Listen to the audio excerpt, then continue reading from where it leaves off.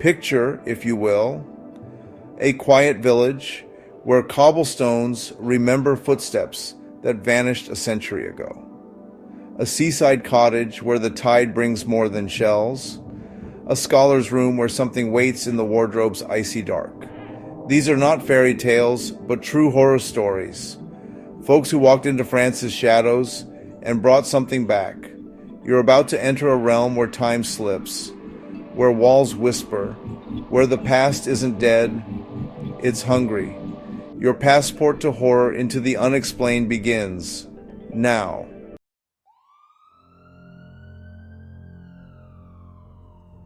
In the summer of 2010, I found myself sent by my PhD supervisor to attend a 2-week summer school at the Cargilles Institute of Scientific Studies.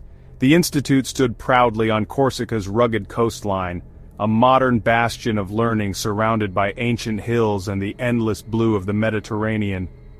Each morning I would make the 30-minute walk from the village to the institute along a narrow road flanked by gnarled olive trees, their twisted branches casting strange shadows in the dawn light. The contrast between the institute's clinical modernity and the village's time-worn buildings felt like stepping between eras, as if the very air changed as I crossed some invisible threshold. The house where I stayed, referred to by the institute as the Lake Maison, was a 3-story building that seemed to sag under the weight of years. Its whitewashed walls bore the yellowed patina of salt and sun, and the front garden grew wild with rosemary and bougainvillea, their scents mingling unpleasantly in the humid air. A curving staircase led to a heavy wooden door that groaned in protest whenever opened, the sound echoing through the empty halls like a warning. Inside, the air carried a peculiar metallic tang, not quite blood, but something similarly unsettling.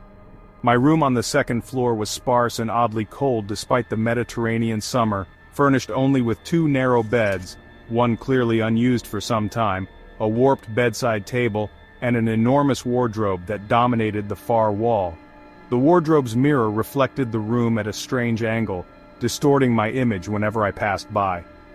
I considered myself a skeptic then, believing most so-called paranormal experiences could be explained by logic or coincidence. But what happened in that house would shake my rational foundations. The first incident occurred just days after my arrival.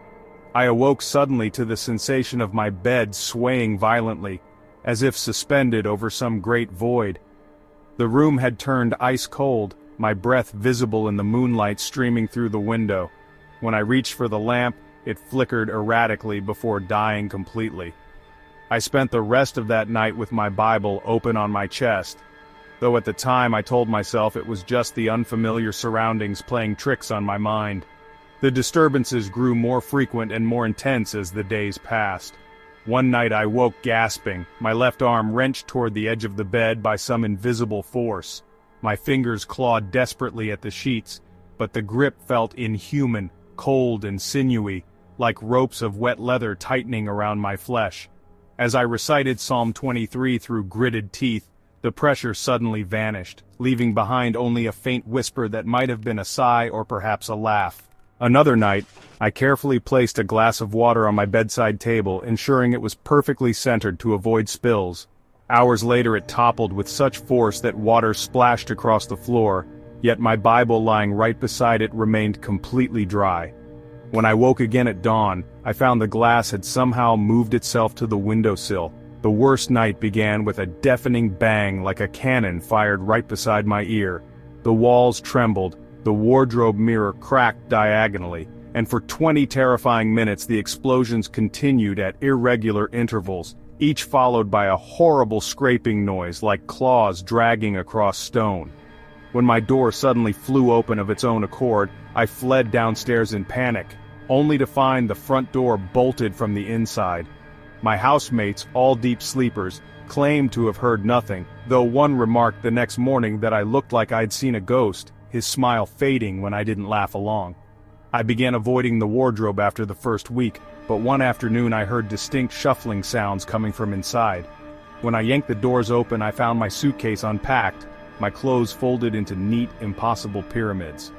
The interior was so cold my fingertips stuck momentarily to the wood. That night, The wardrobe door creaked open on its own, revealing a dark stain spreading across the back panel, a shape that looked disturbingly like a slumped human figure. By morning, it had vanished without a trace. After returning home, my research uncovered accounts from others who had stayed in the same house. A physicist's wife wrote in 1991 about something that hates the living and mimics human noises poorly, its footsteps all wrong, too many joints in the legs. The local caretaker eventually admitted the house stood on the site of a 17th century prison, and that my room was where a prisoner had hanged himself centuries ago. He mentioned something about a seance gone wrong in the 1980s, but refused to elaborate further. Cargés remains beautiful in my memories. The azure waves, the sun-bleached chapels, the fig trees heavy with fruit. But the Lake of Maison haunts my dreams still. Sometimes I wake smelling rosemary and salt, my left arm aching where that unseen hand gripped me. Was it a ghost, a demon, or something older, something rooted deep in Corsica's bloody history? I'll never know for certain, but if you ever find yourself in that picturesque village, do yourself a favor, avoid the house with the crooked staircase. And if you hear laughter in the dark, for God's sake, don't answer.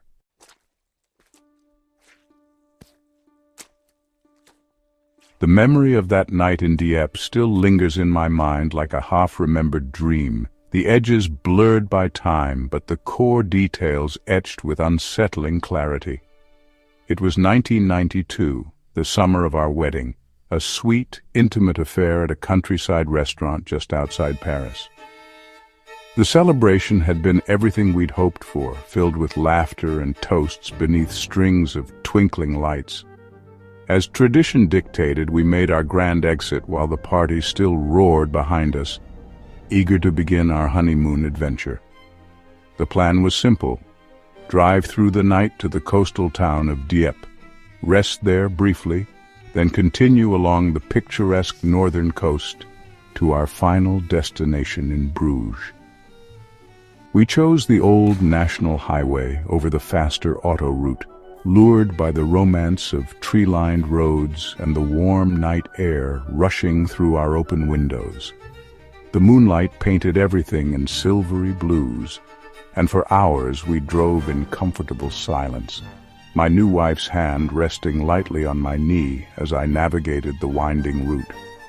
It must have been nearly 3 a.m. when we finally reached Dieppe, though the town that greeted us bore little resemblance to the bustling port I'd read about in guidebooks. The streets were utterly deserted, no cars, no lights in the windows, not even the distant bark of a dog. The silence was so complete I could hear the tires crunching over uneven cobblestones as we crept forward. The buildings loomed tall and narrow, their facades worn smooth by centuries of sea wind, their upper stories leaning precariously over the road as if whispering secrets to one another across the gap. Towering above them all rose the dark silhouettes of turrets and battlements, their outlines jagged against the starry sky. It felt less like driving through a modern town, and more like passing through the gates of some medieval fortress frozen outside of time. We found no signs directing us to hotels, no illuminated logos promising vacancy. The moon was our only guide as we turned down one shadowy lane after another, the beams of our headlights sweeping across shuttered storefronts and ancient stone arches. My wife, usually so talkative, sat perfectly still beside me, her grip tightening on my arm each time we rounded a corner to find yet another empty stretch of road. Neither of us voiced it, but the same thought hung heavy between us. Where was everyone? When at last we spotted the Hotel Windsor's sign swinging gently in the night breeze, relief washed over me. The building matched the town's archaic aesthetic, a tall, narrow structure with leaded glass windows and ivy crawling up its weathered stone walls. Parking proved impossible on the cramped streets, so we left the car near the waterfront and walked back, our footsteps echoing unnaturally loud in the stillness. The sea air carried a sharp tang of salt and something faintly metallic like old coins left to tarnish. The lobby felt like stepping into a painting from another century. Flickering candlelight from a glass lantern on the front desk cast dancing shadows across potted palms and tufted red velvet chairs. The air smelled of beeswax and mildew, undercut by something sweet and cloying. Potpourri gone stale, perhaps. Behind the desk sat a portly man with an extraordinary waxed mustache, his collarless shirt and brocade vest looking like relics from a bygone era. He regarded us with dull eyes as we approached, his expression never shifting from a sort of weary resignation. When I spoke, my schoolboy French clumsy with fatigue, he simply turned an ancient ledger toward me and produced a pen that made my breath catch. It was the sort you dip in ink, the nib gleaming dully in the candlelight. My wife shot me a wide-eyed glance, but I shrugged it off as local charm, signing our names with a flourish that left a small blot on the yellowed page. The man rang a tarnished bell, its clear tone hanging in the air longer than seemed natural, and moments later a young woman appeared at the foot of the staircase. Her appearance stopped us cold. The girl couldn't have been more than 16, dressed in a high-necked gown that brushed the floor as she moved. A white cap perched precariously atop her piled-up hair, the sort of headpiece I'd only seen in illustrations of Victorian maids. Her skin was so pale it seemed almost translucent in the dim light, her lips tinged blue as if from cold. When she turned to lead us upstairs, I noticed her shoes, black leather with tiny buttons up the sides, the heels clicking oddly on the wooden steps. The staircase spiraled upward at a dizzying angle, the candle in my hand throwing our elongated shadows against walls papered in a faded floral pattern. Every few steps, the wood beneath us groaned as if bearing weights far heavier than our own.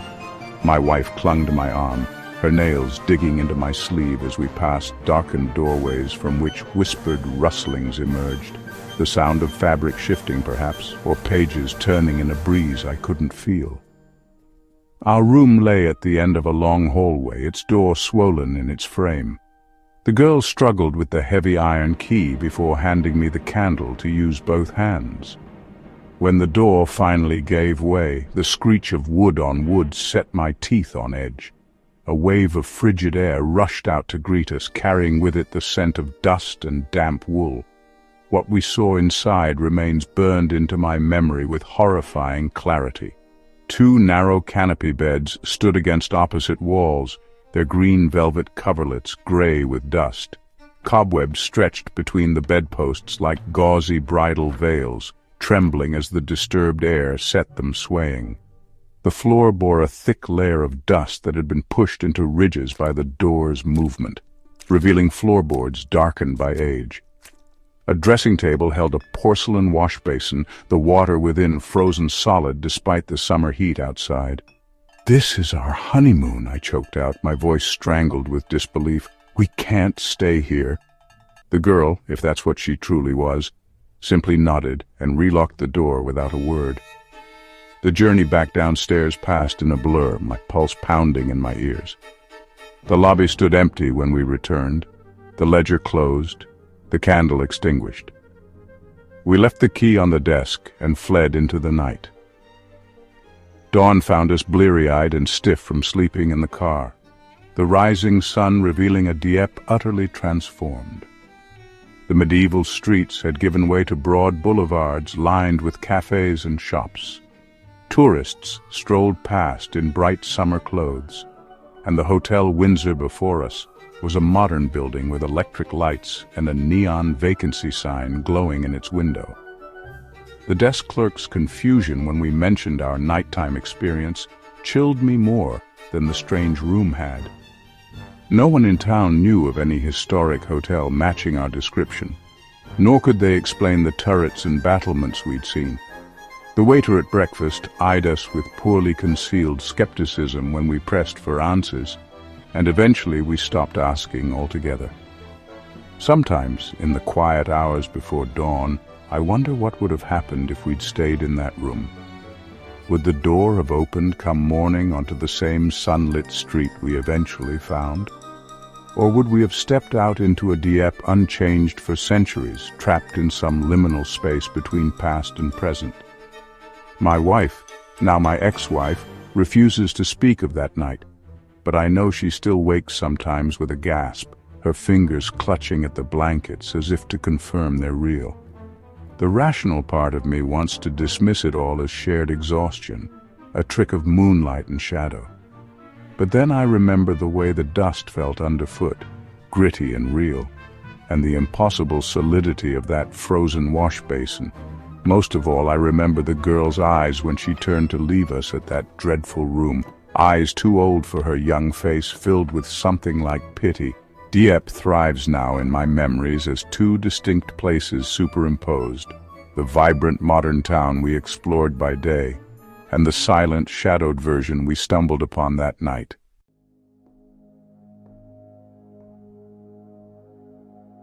I still remember the excitement I felt when I first arrived in France that cold January morning. As a university student eager to improve my French, I had chosen a small town in the heart of the country, far from the bustling tourist centres. The family I stayed with, a single father and his 2 teenage daughters, lived in an 18th century apartment with high ceilings and creaking wooden floors. From the moment I stepped inside, the place had an odd energy, but I dismissed it as nerves. Everything was new after all, the language, the culture, even the way the light slanted through the ancient windows in the late afternoon. The nightmares began almost immediately. Vivid and terrifying, they were filled with grotesque animals and shadowy figures with too many teeth. I'd wake drenched in sweat, my heart pounding, convinced something had been standing over me just seconds before. At first I blamed jet lag or the stress of adjusting to a new country. But then the daytime sightings started. It was always the same. A man sitting on the sofa in the living room, his outline blurred at the edges, as if he couldn't quite decide whether to be fully there. I'd blink, and he'd be gone. The first few times, I told myself it was just a trick of the light, the way the sun hit the old furniture or the flicker of the television screen. But the feeling of being watched never left me. It clung to my skin like a second layer, cold and unshakable. Then came the Wednesday afternoon that changed everything. I returned from grocery shopping, my arms laden with bags, and unlocked the heavy wooden door. Before I could even step inside, I heard a man's voice, loud, conversational, coming from the living room, right where the sofa stood. My pulse spiked, but I forced myself to stay calm. Maybe the father had a guest over, I reasoned. But as I stood there, keys still in hand, I remembered no one should have been home. The girls were at school, and the father was at work until evening. The voice stopped abruptly, as if cut off mid-sentence. The silence that followed was so complete it felt like a physical presence. I backed out slowly, my breath shallow, and fumbled for my phone. By the time I worked up the courage to open the door again, the apartment was empty. No voices, no movement, just the faint scent of something burnt lingering in the air. After that, the disturbances grew worse. Every night, like clockwork, I'd wake between 2:30 and 4 o'clock a.m., most often at 3:15, the exact time I'd been born. The knocking would start first, sharp and insistent, coming from the wall near my bed. Then the scratching, like fingernails dragging slowly across the plaster. Worst of all was the sensation of someone standing beside me in the dark, so close I could almost feel their breath on my neck. I'd snap on the lamp, my hands shaking, but the room was always empty. The door, which I swore I'd closed, would be slightly ajar. At first I blamed the girls, thinking they were playing tricks on me, but even when they stayed at their mother's house for the weekend, the phenomena continued. I began visiting the local church daily, seeking solace in the flickering candlelight and the familiar rhythms of prayer. The priest listened patiently but offered little comfort. Some places are not meant to be lived in. You should leave. Now. But I couldn't. My arrangement with the family, helping with the girls in exchange for room and board, was my only way to stay in France. So I endured, clutching the small angel figurine my mother had given me, whispering prayers until my voice grew hoarse. For a brief week it seemed to work. The nights grew quieter, the shadows less menacing. Then came the biting. It happened on a Sunday afternoon while I was working on my laptop. A sharp, sudden pain on my arm, like the pinch of small human teeth. I jerked back, expecting to see one of the girls, but the room was empty. It happened twice more that day, once on my shoulder, once on my hand, each time leaving no mark but an icy, lingering ache. By then I was a wreck. My hands trembled constantly. My dreams were haunted even when I managed to sleep. The father, though kind, seemed oblivious.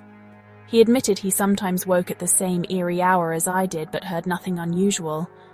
The girls, distant from the start, avoided me entirely, their whispers cutting off whenever I entered a room. The final straw was the chime. A small decorative piece hanging near the kitchen window. It would swing violently when I looked at it, though no breeze touched it. Lights flickered on in empty rooms. Doors unlocked themselves. Once I woke to find my blankets neatly folded at the foot of the bed, something I never did. After 9 weeks, I couldn't take it anymore. I broke my contract and left France 12 weeks early, my nerves frayed beyond repair. Even now, back home, I startle at sudden noises. I sleep with the lights on. The family never contacted me after I left. Sometimes I wonder if they ever noticed anything strange, or if the apartment had always been that way, and I was simply the first to acknowledge it.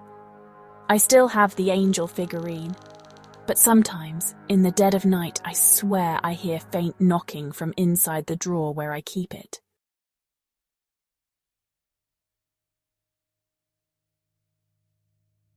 The summer we spent at my husband's grandparents' beach house should have been perfect. The old cottage, nestled in a sleepy fishing village on an island off France's western coast, had been in the family since the 1950s.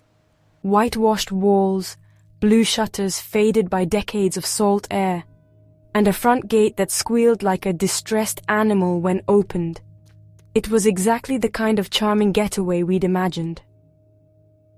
The village had barely changed in 50 years, with its single bakery, fish market that opened at dawn, and narrow cobbled streets that dead-ended at the sea. Our first days passed in sun-drenched bliss.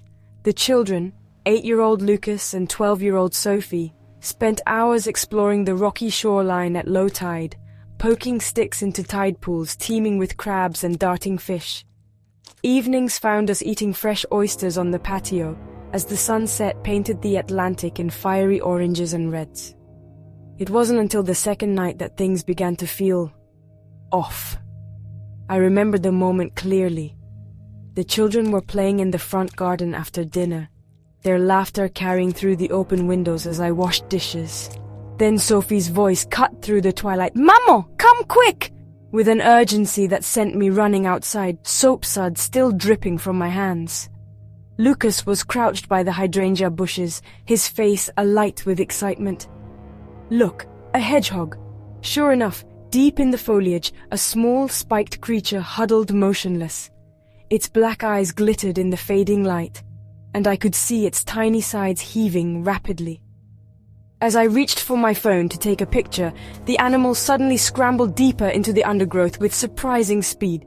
"Wait, let me get a photo," I said, clicking the camera flash on. The bright light illuminated the dense leaves in stark relief. It wasn't until later, reviewing the images, that I noticed the anomalies. In nearly every shot, strange black smudges marred the photos. Not shadows from leaves or branches, but thick, irregular blotches that seemed to float mid-air. One particularly disturbing image showed what looked like fingers extending from the hedgehog's hiding place, though when I'd taken the photo, there had been nothing there. The children became obsessed with the hedgehog after that, leaving bits of fruit near the bushes each evening. But the animal never reappeared. Instead, we began finding other things. The morning after the hedgehog sighting, I woke early to prepare breakfast. Stepping onto the patio with my coffee, I was hit by a stench so foul it made my eyes water. The cloying reek of rotting seafood. That's when I saw them. 7 dead crabs scattered across our garden. Not just dead, but arranged. 3 formed a rough semicircle near the hedgehog's bush, their claws all pointing inward. The others lay at odd intervals along the path to our front door. "Did you kids bring these home?" I asked later, trying to keep my voice light. Both children shook their heads, wide-eyed. Lucas looked ready to cry. The crabs couldn't have walked up from the beach. It was nearly a kilometer away, up a steep cliff path. And the way their bodies were positioned, it looked intentional. That night, the noises began.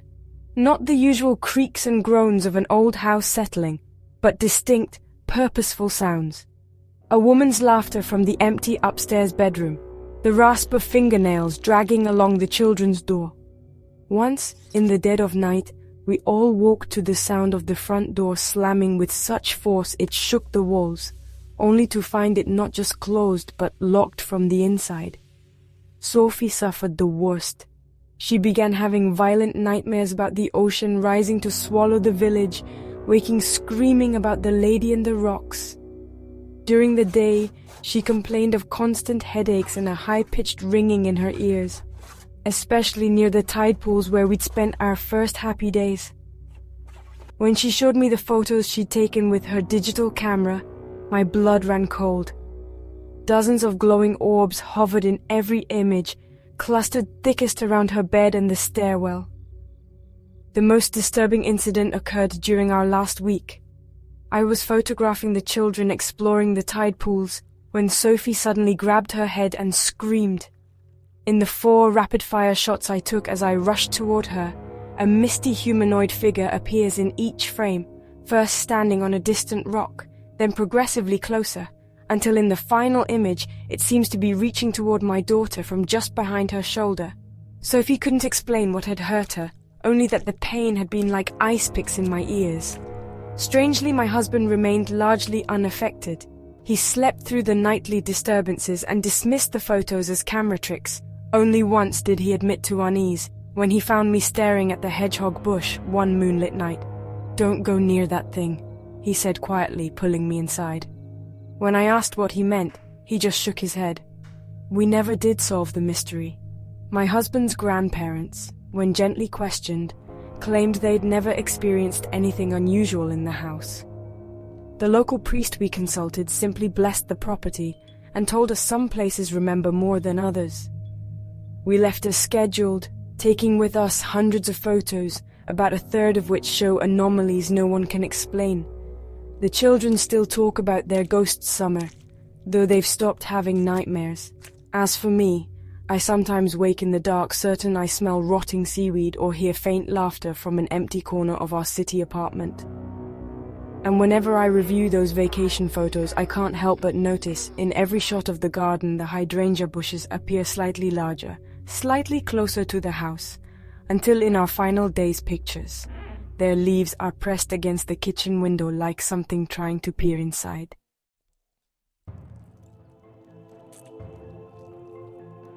Four stories, 4 brushes with the impossible.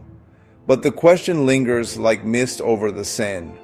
Were these merely tricks of light and nerves, or proof that France keeps its dead closer than most? The files are sealed for now, but the dark has ears. This has been Passport to Horror. Sleep well, if you can.